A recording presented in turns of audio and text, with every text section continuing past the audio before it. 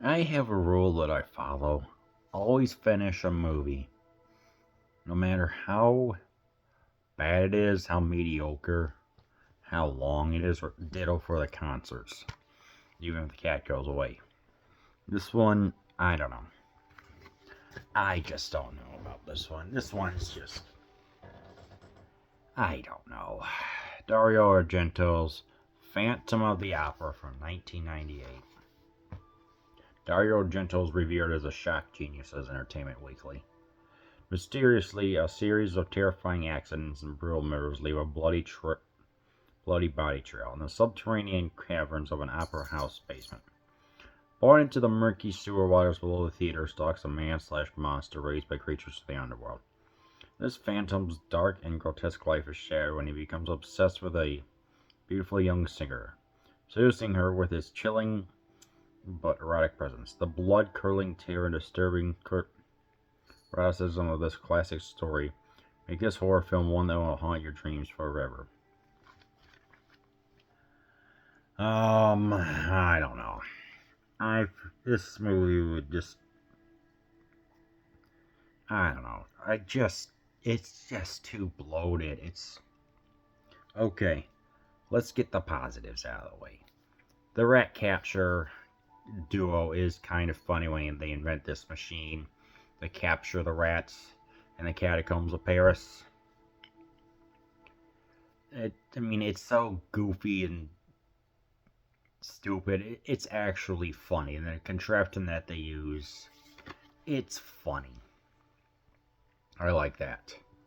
The guy who plays the Phantom would definitely entice some women. Julian Sands, whatever his name is. He's pretty good, I guess. I don't know. The opera singing is good. It's like we beat down, whatever that song is called. That's pretty good as well. The opera house, that looks fine. Many points, unfortunately, cannot freaking keep buoyancy for a bloated mess. It's just, I don't know.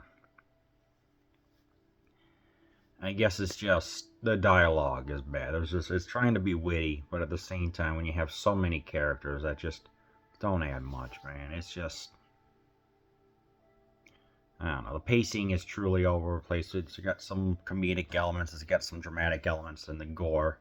The gore is there, I guess. It's like at least there's some blood to keep it interesting, and one really big time mega ultimate schmuck gets his comeuppance, which is satisfying. So there's that, but just feels way too bloated. It's like, okay, let's get the Phantom.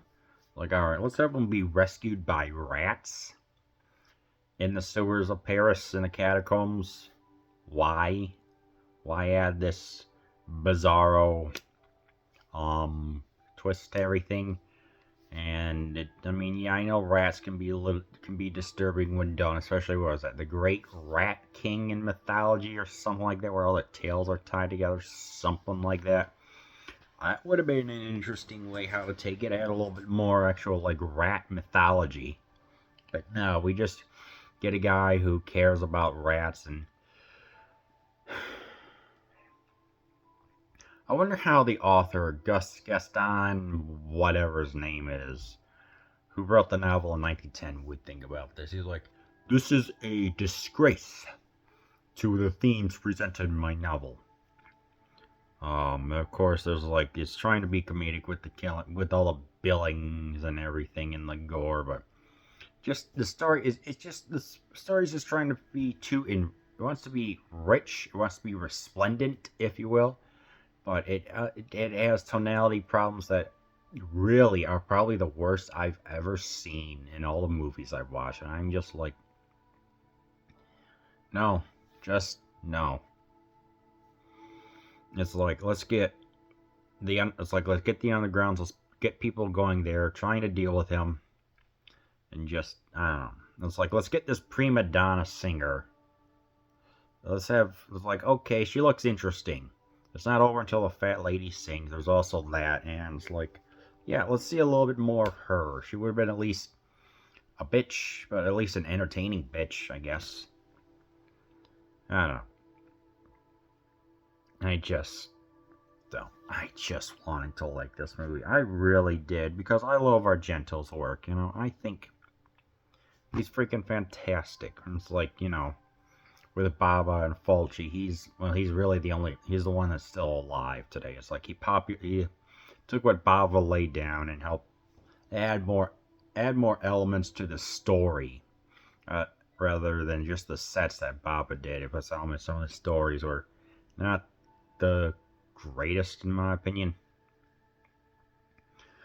Here it just fails. He's trying to add all the like the 1990s dust or earthen tones that you'd see in like The Mummy and everything else, and that's what it felt like. This movie's just trying to replicate, but honestly, it was just way too brown, way too monochrome, and just way too boring for me to even like it. Fortunately, I just can't recommend this movie. I mean, if you want to watch it, yeah, go ahead. But there's also the Andrew Lloyd Webber version. In sleep, he came to me. I mean, Nightwish performed it amazingly on the End of an Era concert. And then you got, what was that, the 98 movie, something like right around that time, early 2000s. And of course, you have the play. And there's even some like reference to Faust, which is from an 1850s play that some German guy did, that I can't remember. It's like, yeah, all these little components that would be able to at least save this movie, unfortunately, just can't. It just can't, man. I'm sorry, but I really have to say this movie. It's like, this movie is divisive. It's got a 10% on Rotten Tomatoes. Some people on the IMDb are giving it anywhere between like a 1 and a 6. I think it's got like a 4.6 out of 10 as the average consensus.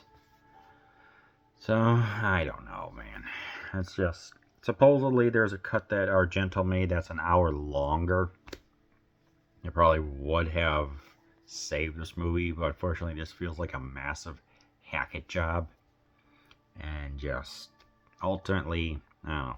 I mean, there's even a Turkish bath scene with people smoking hookahs or hashish or whatever, and I'm like, where the hell did this come from? Trying to add sensuality and sexuality, which I guess it works. So that, which I guess elevates this into like, you can watch it once, I guess. But ultimately, I just feel that this movie just doesn't do it for me. It's okay. Julian Sands as the Phantom is alright. He's fine. He does have the charisma, so I guess that raises this movie to at least watch it once just for him. Okay? Along with all the other smaller things, so I guess it's not a god-awful piece of garbage, but I don't know, Dario. I mean, you've done The Church, you've done The Card Player, you've done an opera in the 1980s, you've done The Three Mothers, you've done freaking Suspiria, Inferno, Tenebrae, the one with the oldest mother from like 20 years ago. That was actually pretty good. You've done Four Flies on Grey Velvet, The Bird with the Crystal Plumage, The Cat o' Nine Tails. All these are truly epic and legendary. But this, in my opinion, is probably a low point. So unfortunately, with all the shallow stuff and even Julian Sands, I mean, maybe a 4 out of 10 if I had to rate it. Which, by the way, increased, what was that? Planet of the Vampires up to a 9. This is just bad. Unfortunately, I gotta say, thumbs down, but at least watch it